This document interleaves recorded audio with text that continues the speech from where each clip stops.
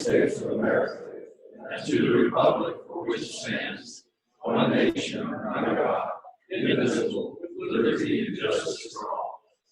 Sorry, I have to take my mask off because my glasses fogged up. And Please bow your head. Thank you, Lord, for gathering us here today.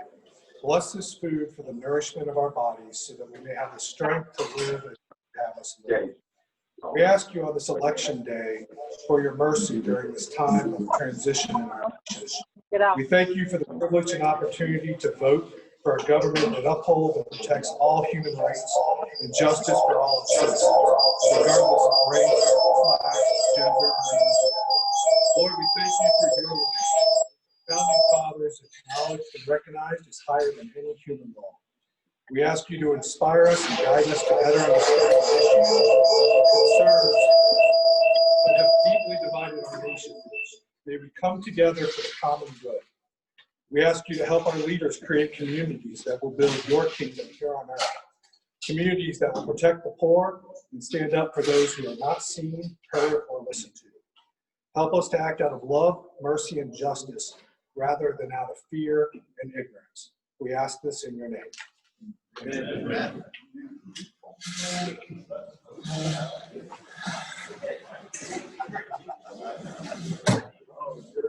Yeah, I don't know if we had a forgiveness component in there or not. It's all good. Yeah. all right. Great. All right, so we've got our Rotary Family Time, and it's going to be given to us by Christy King via Zoom today. Christy. President Tom, can you hear me okay? Can you hear me? I can hear you. Oh, okay, great. I guess Somebody, yeah. okay, just tell me if you can't hear me. So for birthdays, is it technical difficulty?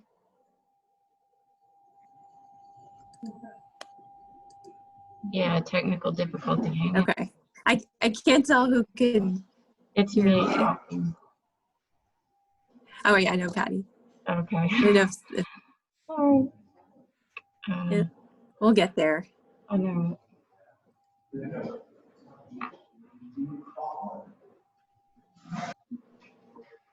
Hold on, let me. Oh, I guess it didn't work, Christy. I'm sorry. Okay. Okay. We'll try again. I feel bad. No, it's not your fault at all. Okay. Please don't feel bad. Can you hear me? We can hear you, Patty. We can't hear Tom, though. Yeah, because I muted Tom. Well, if you can hear me, you should be able to hear Christy. Yes, I can hear Christy loud and clear. All right. Let me get. I hear Christy. Yeah, but the audience here doesn't hear her. That's the issue.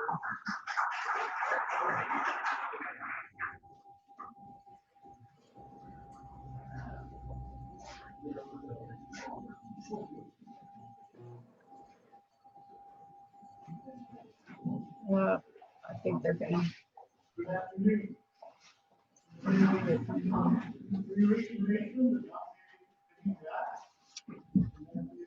Hope y'all can y'all hear this? I am still in the 19th century as far as my Zoom skills. Write the rest of that story yourself. The nominating committee met to recommend 5 new directors to serve a 2-year term on our club's board beginning July 2021. After our meeting, the prospective nominees were contacted and asked of their willingness to serve if elected. I am pleased to submit the following candidate nominees for the board of directors: Lynn Bauman, Ken Plotman, Randy Gordon, Bill Jaycox, and Lori Whitmer. At this time, nominations are open from the floor until our annual meeting on December 1st. At the annual meeting, all nominee names will be placed on the ballot, where votes will be taken and tabulated. Then the 5 candidates securing the highest number of votes shall be declared elected. Thank you. More? Okay, you comments next. thank you for bringing donations to UConn. We're already receiving gift cards and the box of dried potatoes in the back, for which we are incredibly grateful. To make this a little bit easier, we can have donations designated to Patty and then billed to your account if you would like to donate to the UConn Thanksgiving food drive. And if not, if you like going to Winn-Dixie or Publix, we will be taking real donations and monetary donations up until next week's meeting. Thank you very much.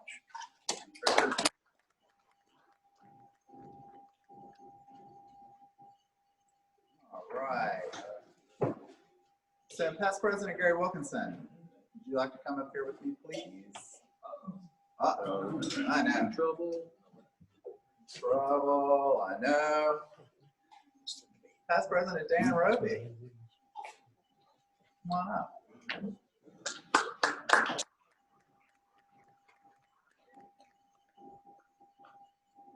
Some of you may or may not know, Dan is leaving us, taking his wife Rosemary to accept a pediatric surgeon position in Dayton, Ohio.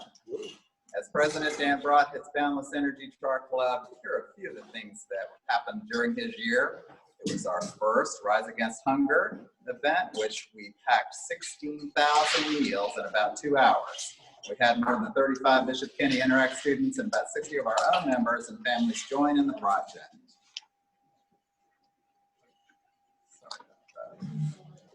We also distributed 1,000 dictionaries to area 3rd graders, held a luncheon to honor wounded warriors, sponsored an angel tree, rang the bell for the Salvation Army, put together some personal energy transportation devices. I know many of you Rotarians are familiar with pets and Penny Farms. We participated in tree planting, a community cleanup event sponsored by the city, sponsored 300 pepper plants in Vietnam, collected nearly 100 pounds of peanut butter for children's summer break lunches, planned and threw a wonderful gala event during his year, raising more than $40,000 for the Bright Start Initiative. Dan also led an effort to sponsor Angels for Allison by having people order masks for that gala event through them. We've supported the Guardian Ad Litem program and continued both our reading program at San Jose Elementary School and our oratory event. All of this while working as a pediatric surgeon and caring for the lives of children all over our city. The club got to share in one of Dan's amazing medical accomplishments when he brought 3-year-old twins, Carter and Connor Brantley, to a meeting. They were 5 months old, conjoined twins, and in 2015, Dan led a team of highly skilled surgeons and medical assistants in separating the children. As you can imagine, there was not a dry eye in the room as the children walked through that meeting. Dan and Rosemary have been wonderful members of our club and community, offering comfort and compassion to many. Rosemary's charitable events and her lasagna dinners have been deeply appreciated by more than a few, and she'll be missed as much as Dan. We're hopeful they will return once they retire, and to encourage this, we are pleased to announce that the board has voted to extend an honorary membership to Dan for all his contributions to our local medical community and to Rotary. We are proud of him, and we know that past President Albert Wilkinson would be extremely proud of the last member he sponsored. Congratulations, Dan.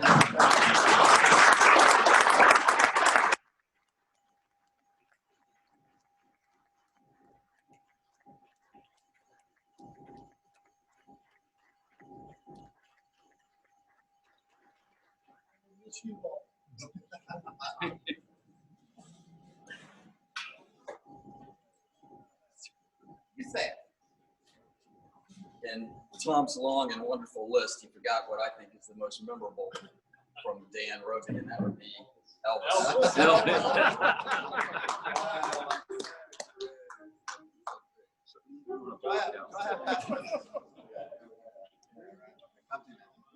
Is Hicken in the room? Do I see Hicken? I think I do. So I'm going to remind everyone that, or remind you of our Service Project Rally, which is being held on November 12th, and it's going to be at San Jose, where you can come and pitch your rally that we'll be working on, not a picture project that we'll be working on coming up, for the coming year. We want everyone to attend. We want everyone to RSVP on Jackie's feed. These are supposed to be, RSVPing for everything else. And so I'll remind you yet again to please do that. And also, I also want to say that we've got sign-up sheets for the bell ringing that we'll be handling again December 4th at the Publix on University Boulevard. So we'd like to fill up that slate quickly. We always do. It's nice to see everybody there. So, as President-elect Richard Dow, come on back up again. Introduce visitors and guests. Aside from any other voting that may be happening today, we have one more thing that needs to be decided, and that is introductions, which will take a long time, for our many and illustrious guests today from the Mandarin Club and our own. And on the other hand, more time to hear Dan Hilton. Hicken. Close. Close. It was close. 95 passing.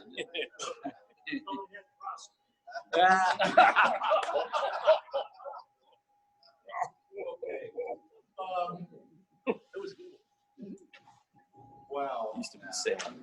I'm trying to recover from this, but I don't think there's any way. Tamara Baker, your guest is. Good afternoon, everybody. This is Roderick Myrick. He is the owner of AE Engineering, and they are a civil engineering inspection firm. Great.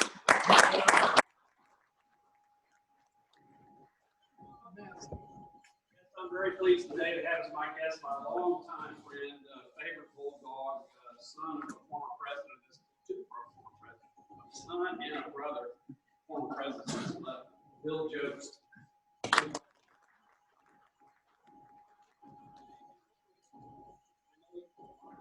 Zoom meeting where Councilman Terrence Freeman was inducted.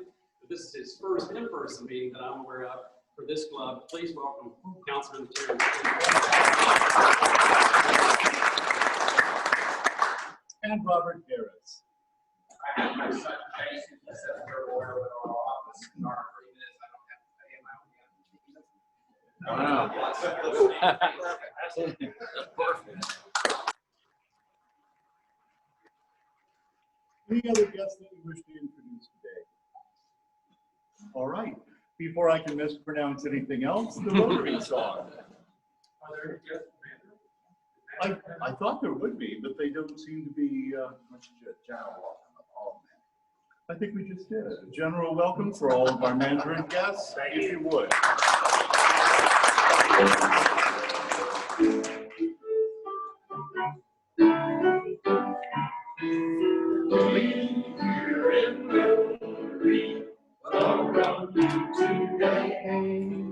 So glad you came, Lord, glad you came our way. And the fellowship is sunshine or in rain. We here in Rotary say welcome, come again.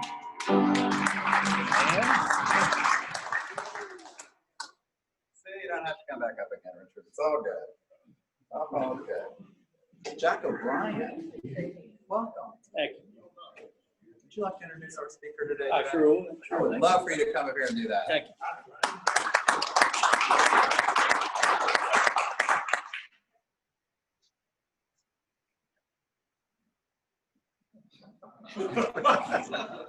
You ever have that problem, Dan, where you're on the screen?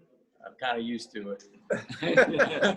Hello, everybody. Good to be back here. I have not been to a Rotary meeting in a year and a half or so, and it's a pleasure to be here today and have the opportunity to introduce my good friend Dan. But first, Mr. Roby, congratulations to you. I was unaware of that, and good luck to you in Dayton, Ohio. That's Mr. Roby was back when my grandchildren were born a year and a half ago. They were born prematurely. They were born 2.5 months early. And at the time, they may have been, I don't know, 2-3 pounds. And without even, I did not know this, but Dan stepped in many times and went to look in on them. for me and for our family, and it was well appreciated. And that's just a personal note that I won't forget that, and I appreciate that very much. That an update on the kids, they're the piranha of the year. These little boys are now 1.5 years old, and that's what my wife calls them, the piranha. And they are just always active, always moving, always getting into things, pulling drawers out, pots and pans and things. And we're trying to calm them down somewhat. Do you have any suggestions on how to calm down 2 1.5-year-old twins? Drugs. Drugs. Drugs, he said. That's not. Anyway, good luck to you, Dan. Also, this food drive you guys have going, magnificent event. We highly encourage you to participate with that. The potato box back there reminded me when we had a family outing 1.5 years ago. My brother from San Antonio participated. We all were collecting food and bringing it to the family event for 4 days. And my brother Dave, he didn't bring a box of potato spuds like that. He brought an actual baked potato. That was his contribution, and a $20 bill. So, Florida-Georgia week. It seems so weird to be Florida-Georgia week this year with what's going on. But it is, and there will be roughly 20,000 people at the stadium. I'm not really sure what's going to happen outside the stadium.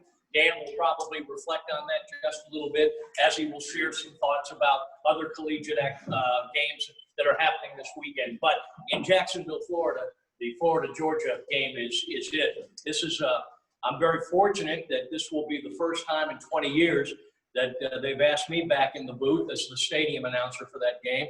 So I'm proud to be back with the Florida-Georgia game and proud to be back with the Jacksonville Jaguars as well. So it's as I think that somebody once told me, what goes around comes around, and that is more than true.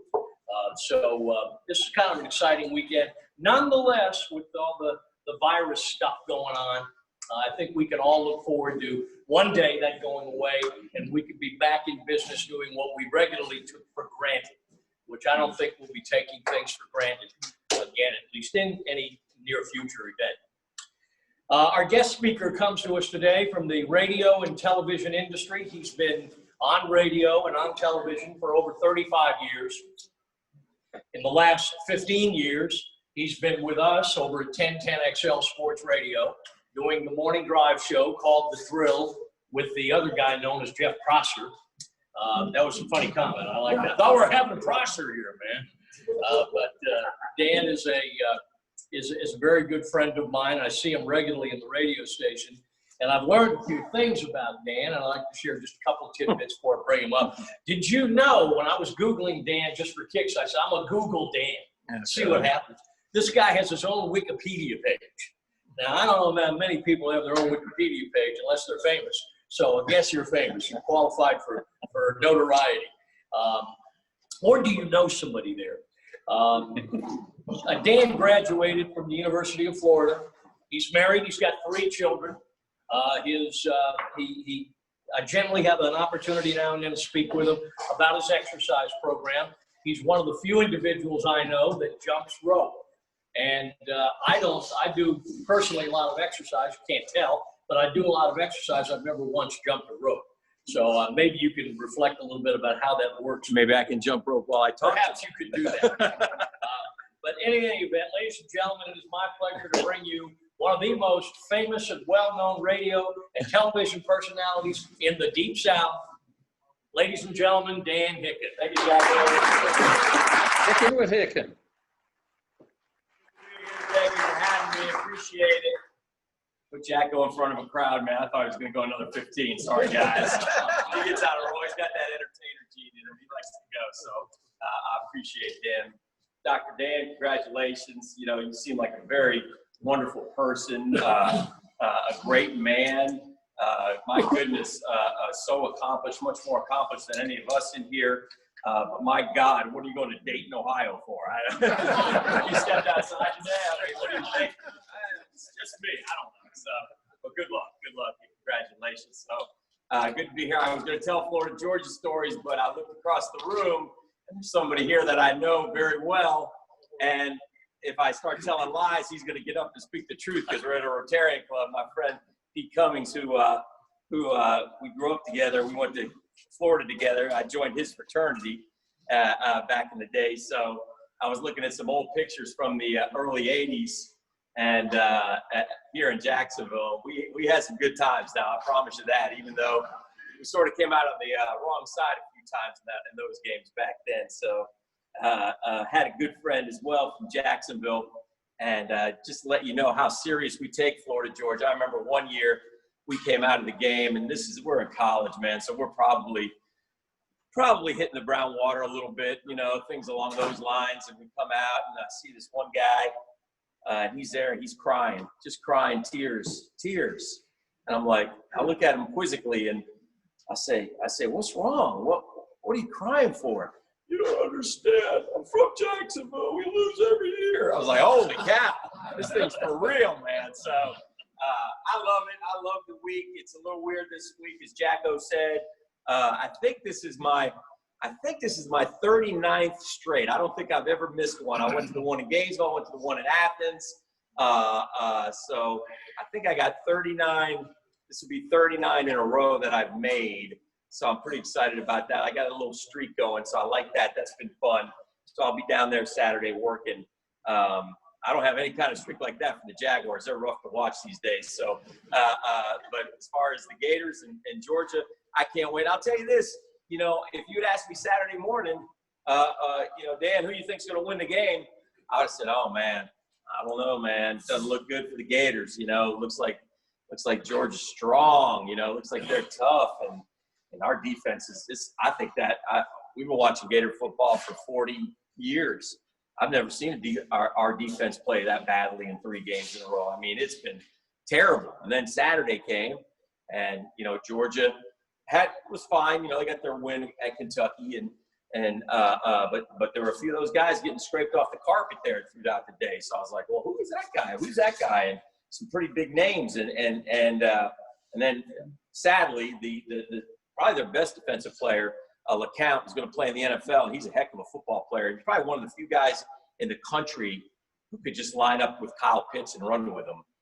He got in a motorcycle accident, so he was injured, so he's out as well for Georgia. He's an NFL guy. He's going to be playing on Sundays. He's going to be a high draft pick.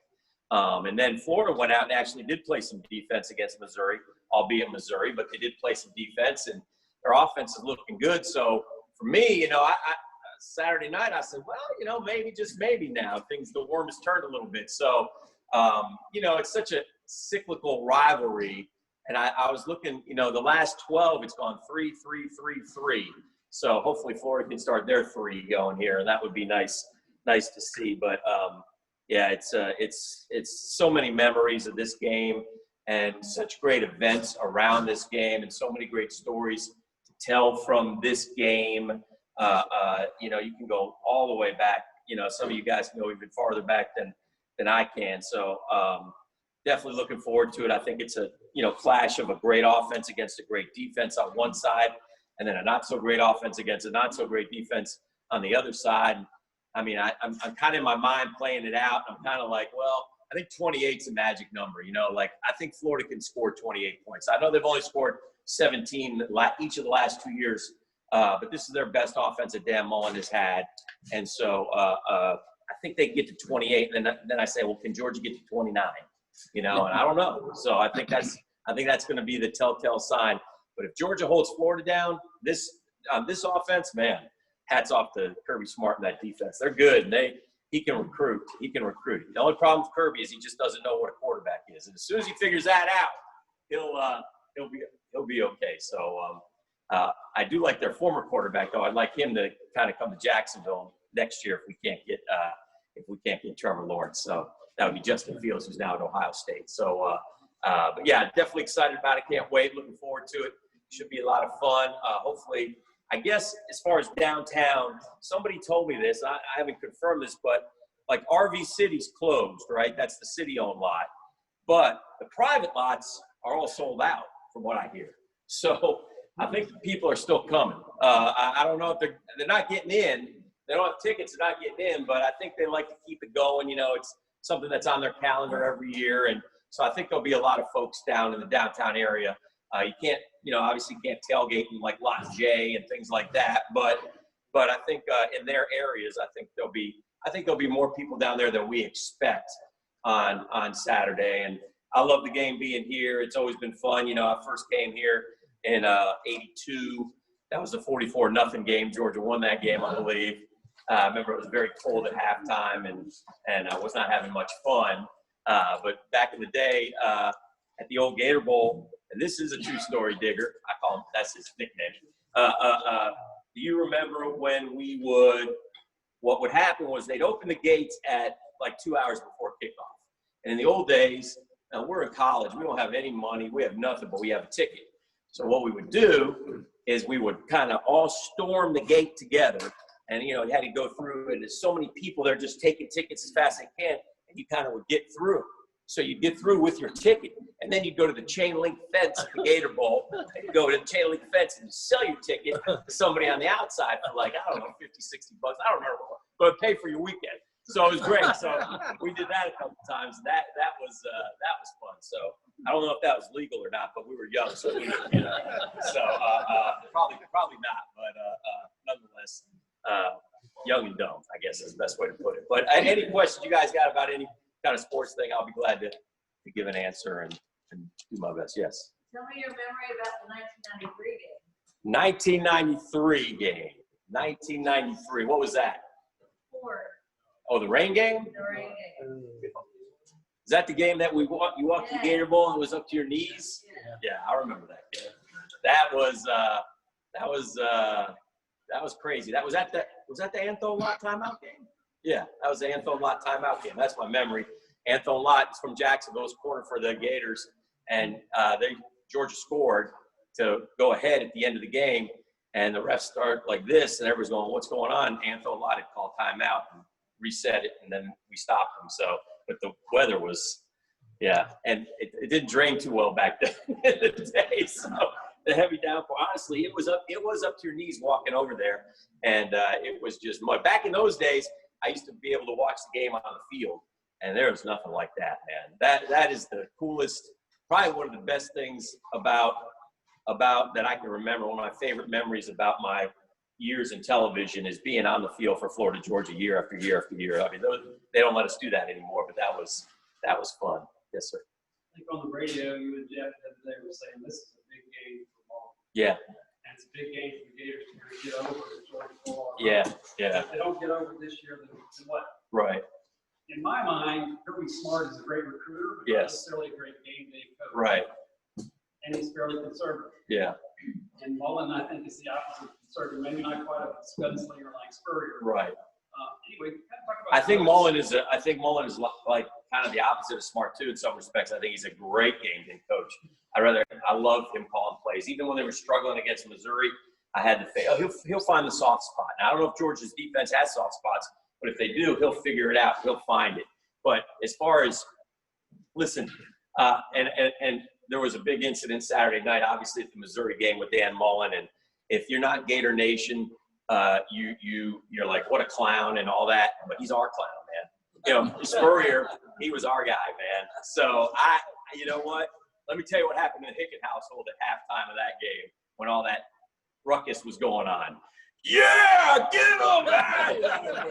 So, things like that. So, but for Dan Mullen, he's been great at Florida, right? He's New Year's Day, 6 bowls victories, brought us back. These people talk about us, know us. We're not losing to Georgia Southern. We're winning football games again. But, we want to get over the hump. Florida, we Gator fans are obnoxious and arrogant and expect to win every single game. And so to lose to Georgia 3 times in a row is unacceptable to much of Gator Nation. And so here's Dan Mullen, who's done a lot of great things, but this is the biggest game. Probably the only other game you could argue was big for him was when he got Mississippi State to #1 in the country. And they beat Alabama, or they lost to Alabama to lose it, but I think they beat LSU to get it. But anyway, when he had Dak Prescott, he got him to #1. But this is a huge game for Dan Mullen. And on the recruiting front, Kirby wins. Kirby gets a top 5 class just about every year. He gets a lot of guys, man. Like, I really want to know who their bag man is up there, because they got somebody paying out some good. I'm kidding. It's kidding. And if not, then we got to get a better bag man in Florida. So, bag man is the guy who gives the money, right? So that's, anyway, that one was like your joke that you told at the beginning about the potato thing. That was funny. It's the same thing. I just found it. There's no give. So, listen, I think Dan Mullen's done a great job. And I think he's brought in some coaches who are going to help him with the recruiting. Tim Brewster, notably, the tight ends coach, is a real good recruiter. So I think the future's bright at Florida, and I'm anxious to see how he reacts throughout this week. Because he got a little squirrely on Saturday night, and, you know, he got a little squirrely after the Texas A&M game when he wanted 90,000 people in the swamp. And, you know, I got a little annoyed with that because I feel like, you know, listen, the college budgets are all out of whack this year because football makes all the money. It's not making all the money this year. So, you know, all the schools are, you know, upcharging ticket prices. Like, if you wanted to go to Florida LSU before the game was postponed, you were going to pay, I believe, $360 a ticket between the 30s, like $600 in the touchdown terrace, like $100 in the upper deck. But I get it. They're trying to make their money back. I understand. But I was like, come on, Dan, you want to do something? You want a lot of people there. Tell people you're going to take $100,000 of your $5 million contract and leave 1,000 tickets in the upper deck for fans. Then they'll come. You know, so, but I get it, man. It is what it is. So, but I'm excited for him to see what he can do. And he and Kirby have gone head to head a few times. But Mullen was at Mississippi State. Kirby was a D coordinator at Alabama. And sometimes they say, you know, it's the Jimmy and Joes, not the X's and O's. What's up, Terrence? Hey, what's up, Dan? How are you? All is well. I want to thank you for covering my best friend years ago. Yes. High school, Ryan Key. I'm a Florida State Seminole, so I'll just go ahead and put that. Sorry for that. And I'm a baseball guy. Yes, you are. We lost our season due to COVID, and so are there any conversations right now? We're looking at college football starting now. We've got teams up north that just started. They're late in the process. What are your thoughts on how this plays out towards the end of the season and trying to pick a national champion? Yeah. Or you lose a season? By the way, Terrence, one of the great baseball minds in all of Jacksonville. If you ever have a kid you want, I don't know if you still do it, but if you ever have a kid you want to send him, 2 o'clock right now to go to practice. yeah, he's a tremendous coach, and I know a lot of people who've worked with him and played, their kids have played for him. They all rave about Terrence. So anyway, congrats. Thanks for all you do in the community. But that's a great question because we have this conversation on the radio. Let's take the Big Ten, for example. Like Purdue and Wisconsin just got canceled for this Saturday. So Wisconsin misses 2. Okay, so Wisconsin is a good team, right? They had that hotshot freshman quarterback go out. They beat Illinois. They won their first game. They're 1-0. What if Wisconsin, though, now they're missing 2 and they're only playing 7? Okay, so what if Wisconsin's 5-0? You know, and what happens if Northwestern, who's in their same division, who's off to a 2-0 start, what if Northwestern goes 7-1? Well, who gets to go to the Big Ten, just the Big Ten championship? I mean, is it fair for a team that only plays 5 or a team that plays 7 or 8? So that's the start of it. Then you take, now Ohio State certainly has the resume, and we know they're talented. However, their schedule this year, because it's conference only, and because the Big Ten's gotten a little squirrely, they're probably going to go, and if they, let's say they have, or one of the teams are going to play, have an outbreak, because obviously we see it happening, right? And when they have these outbreaks in college football, they shut everything down. That's what they do. That's their protocol. So let's say that happens and Ohio State misses 2. What if Ohio State's 6-0, they've won the Big Ten at 6-0, and let's say Georgia, Florida, Texas A&M, whoever, is 9-1. And because I'm going to assume Alabama wins all their games. So Alabama's in, right? Clemson's probably in. Clemson's in, okay? Do you take 5-6-0 Ohio State, or do you take 9-1 SEC program that didn't win the championship? That's what the committee's going to have to decide. Now, the best way around it is you do a little 18 playoff this year and just bring in the top 8, and then everybody plays. Everybody stops playing. You can even add like Cincinnati, who's really good, or like Cincinnati's really good. That Coastal Carolina's really good. So there's a lot of non-Power 5 schools who are going to have a chance to run the table this year. Maybe they should get a chance. One of those teams. That would be fun.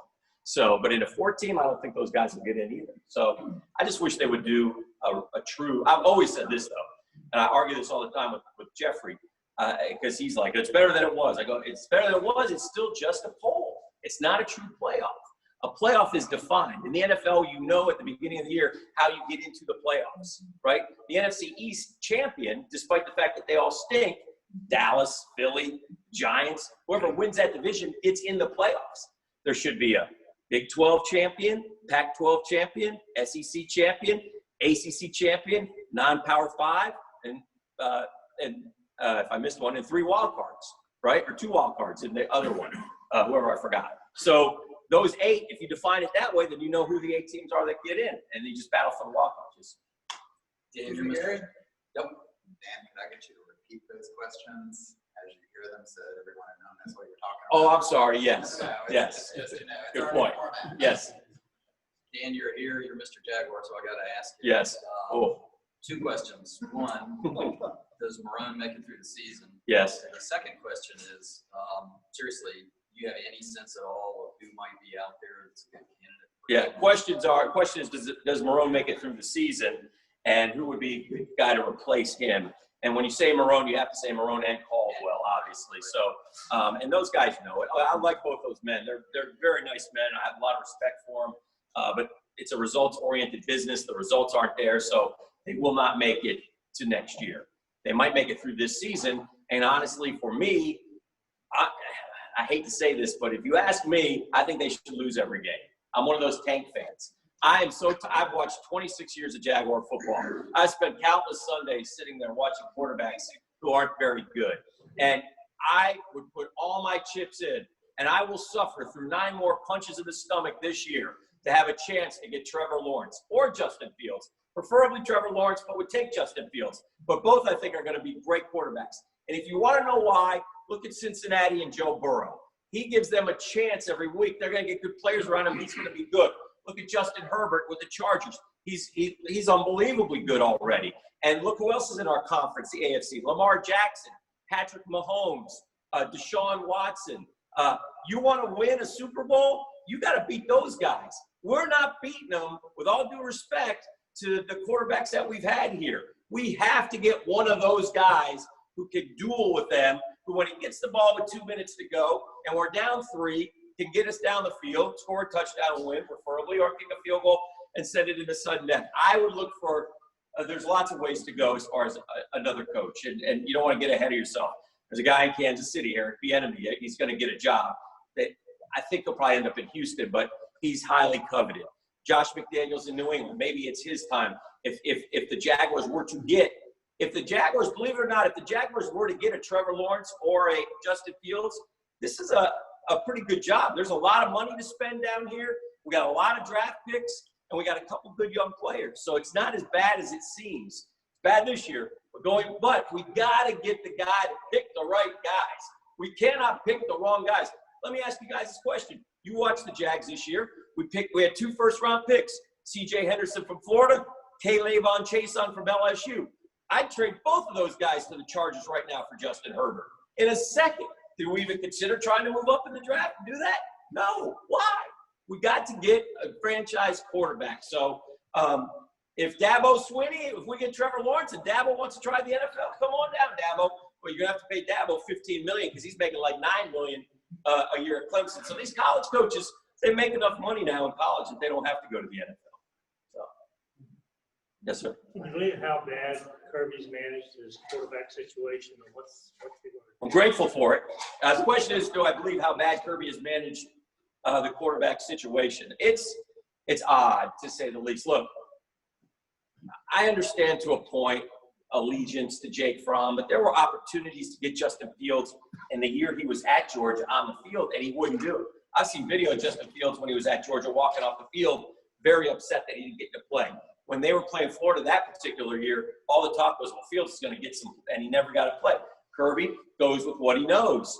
And so many people will tell you, myself included, not having Justin Fields probably cost Georgia a national championship. With that said, he does a lot of the other things very well. So now he comes to the next round. And it's hard for me to believe that Stetson Bennett is the best option for them. Great story, great kid, Pierce County up the road, but you've got a transfer from USC, who you have to think is going to play at some point. You've got a kid from down here in Jacksonville, who I will tell you this about Carson Beck. Carson Beck played at Mandarin, won a state championship Class 8A against Miami Columbus. Big kid, can really throw it. Might not be ready right now. He might not. I don't know, what they see. But I'll tell you this. I know for a fact that there's not a lot of joy in that young man right now. It's a tough deal, man, because recruiting is a dirty business, gang. You hear everything you want to hear, and then when you get there, it's a totally different thing. That's just the way it works. It's unfortunate, but that's the way it works. But yeah, I don't know. He's stubborn too, boy. He's stubborn about that stuff for sure.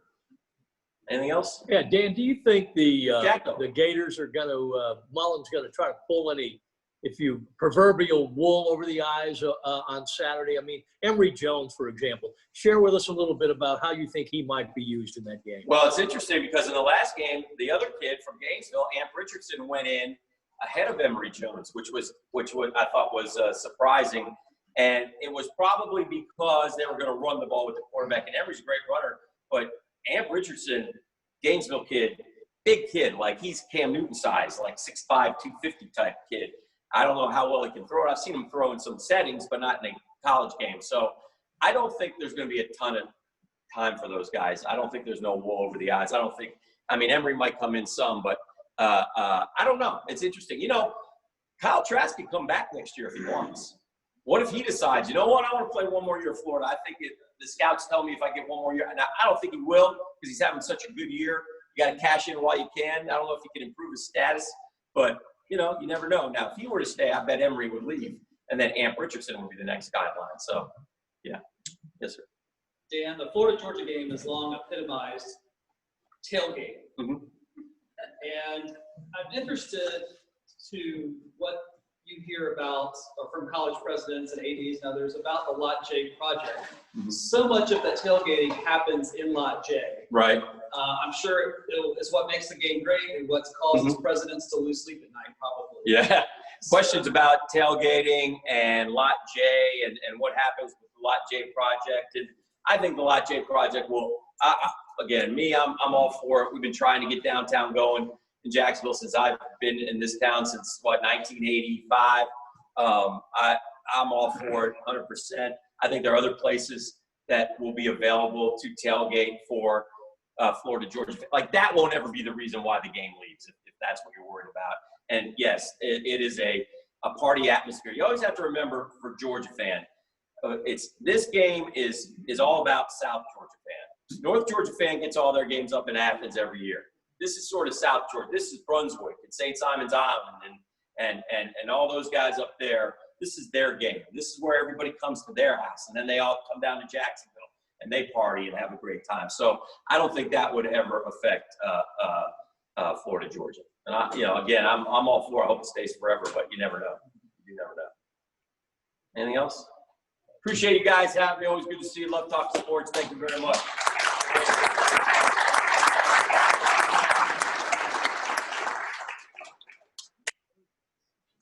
Dan, thank you very much. Yes, sir. Thank you. We're making a contribution to the Rotary Foundation to end polio in your honor. Thank you. Thank you so much. Appreciate it. Okay. Remind everyone that our remaining meetings for this calendar year through December 15th will be in person unless things change in the general population. Please be sure to RSVP for each meeting. It's important that we get the food right. Check on DAC PD to do that, please, now that everyone knows how. Next week, we'll have our own Crystal Braun, and the Foundation Committee will tell us about all the good things that the Foundation is doing throughout the world. And also December 8th is our annual holiday luncheon at past President Robert Harris's home. So be sure and RSVP for that as well. And thank you to Mandarin for joining us. It's a great meeting. Please join me in the word of motto. Serve yourself.